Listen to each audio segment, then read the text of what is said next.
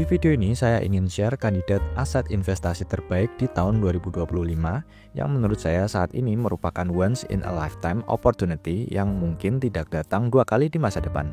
Buat teman-teman yang memiliki dana nganggur tapi tidak yakin untuk masuk di saham, aset yang satu ini bisa menjadi pilihan. Guys, SPN atau obligasi saya pilih untuk menjadi kandidat investasi terbaik untuk 30 tahun ke depan. Obligasi yang saya maksud di sini adalah obligasi FR fixed rate atau yang memberikan kupon fix hingga jatuh tempo. Bukannya bunga dari obligasi FR jauh lebih kecil daripada capital gain saham maupun dividen? Yes, tapi teman-teman jangan lupa bahwa FR memberikan return yang pasti tanpa resiko penurunan capital jika di hold hingga jatuh tempo. Saat video ini dibuat, kupon FR sedang di rata-rata yield tertingginya di sekitar 7%. Menurut saya, ke depan sangat kecil kemungkinan pemerintah bakal menerbitkan FR dengan yield sebesar ini. Ingat, jika suku bunga BI turun, maka kupon FR juga akan turun. Dalam 5 tahun terakhir, suku bunga BI sempat berada di titik tertingginya di 6,75%. Sedangkan tahun ini BI baru saja menurunkan suku bunga ke 5,75%. Perhatikan grafik suku bunga Indonesia yang sejak 2005 cenderung terus diturunkan. Grafik historis imbal hasil obligasi di Indonesia dalam 10 tahun terakhir sejak 2015 juga terus mengalami penurunan. Dengan kata lain, ke depan suku bunga sangat kecil kemungkinan untuk naik di atas 6% kembali.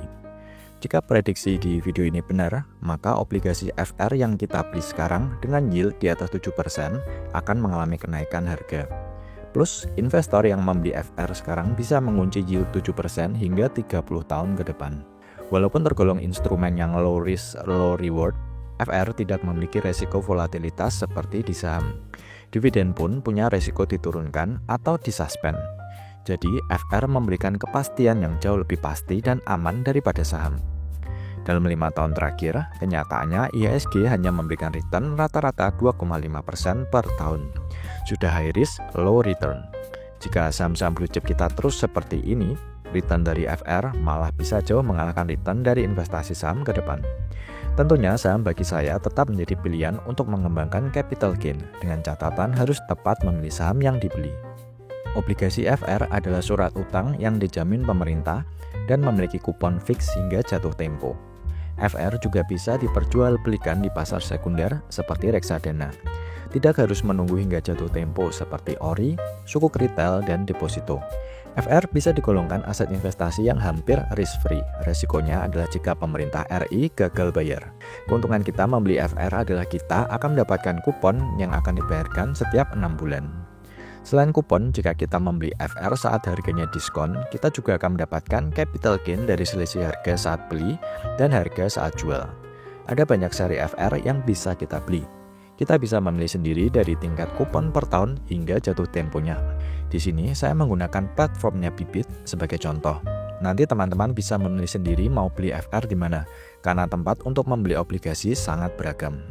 Perhatikan, kolom yield adalah besarnya tingkat kupon per tahun yang akan kita terima hingga jatuh tempo jika kita beli saat ini.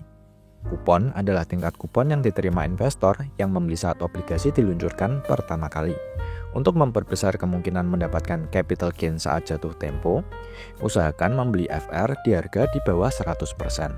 Harga 100% berarti di harga par atau face value-nya. Harga FR akan kembali ke harga parnya saat jatuh tempo. Setiap FR memiliki tanggal jatuh tempo yang berbeda-beda dari yang beberapa bulan dari sekarang hingga 30 tahun lagi. Semakin panjang jatuh tempo, maka harga FR tersebut akan semakin sensitif terhadap perubahan suku bunga. Prinsipnya, jika suku bunga dinaikkan, harga obligasi akan turun. Dan sebaliknya, jika suku bunga turun, maka harga obligasi akan mengalami kenaikan.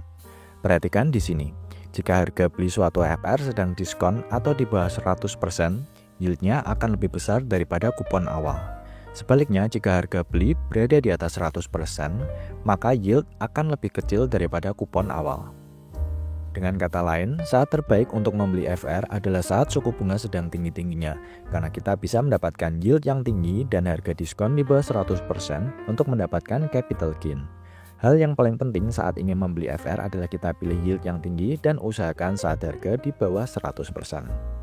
Resiko jika teman-teman beli obligasi FR di harga di atas 100% adalah adanya potensi capital loss jika teman-teman ternyata butuh duit di tengah-tengah dan memutuskan untuk menjual obligasi tersebut sebelum jatuh tempo saat harganya sedang turun di bawah harga beli.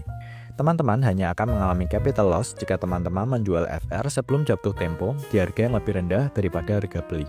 Selama teman-teman hold suatu FR hingga jatuh tempo, maka di harga berapapun teman-teman beli tidak akan masalah, karena saat jatuh tempo teman-teman akan mendapatkan kembali pokoknya secara utuh. Nah, saat ini saya melihat beberapa obligasi FR yang menawarkan sebuah kesempatan emas untuk mengunci yield di atas 7% dengan harga rata-rata yang masih di bawah 100%. Di sini saya contohkan seri FR 0102. Perhatikan grafik yield dan grafik harga belinya. Teman-teman bisa melihat grafik ini di Bibit maupun di agen penjual obligasi lainnya. Ini bukan ajakan untuk membeli FR seri ini ya. Teman-teman bisa pilih sendiri mana FR yang paling sesuai. FR 0102 hanya saya gunakan sebagai contoh. FR 0102 diterbitkan di 5 Januari 2024 dengan kupon 6,875% dan jatuh tempo di 15 Juli 2054 atau sekitar 30 tahun. Kupon akan dibayarkan setiap 6 bulan atau 2 kali setahun di tanggal 15 Januari dan 15 Juli. Saat video ini dibuat, FR 0102 menawarkan yield 7,13% dan harga beli 96,90%. Jika kita membeli FR ini, maka 30 tahun ke depan kita fix mendapatkan 7,13% setiap tahun sebelum dikurangi pajak 10%. Investor yang membeli obligasi FR dengan seri yang sama akan mendapatkan yield kupon yang berbeda jika mereka membeli di waktu dan tingkat suku bunga yang berbeda. Jika suku bunga BI dinaikkan, maka yield FR akan naik. Di saat yang sama, harga FR akan turun. Suku bunga BI sepanjang 2024 sudah bertahan di rata-rata tertingginya dalam 5 tahun terakhir di area 6%. Kita juga bisa melihat saham-saham blue chip yang ikut tertekan. Prediksi saya di tahun 2025 dan seterusnya BI tidak akan terus bertahan apalagi menaikkan suku bunga di atas 6% karena ekonomi bisa melambat. Nah, kita bisa melihat dengan jelas di grafik ini bahwa harga FR 0102 saat video ini dibuat sedang berada di bawah harga 100%, yang artinya diskon. Plus berada di rata-rata yield tertingginya. Saat kecil kemungkinan yield obligasi bisa naik ke 8 atau 9%. Dengan membeli FR ini sekarang, maka investor bisa mendapatkan capital gain jika ke depan suku bunga BI diturunkan dan mengunci yield 7,13% sebelum pajak hingga jatuh tempo. Ingat, FR bisa dijual kapan saja.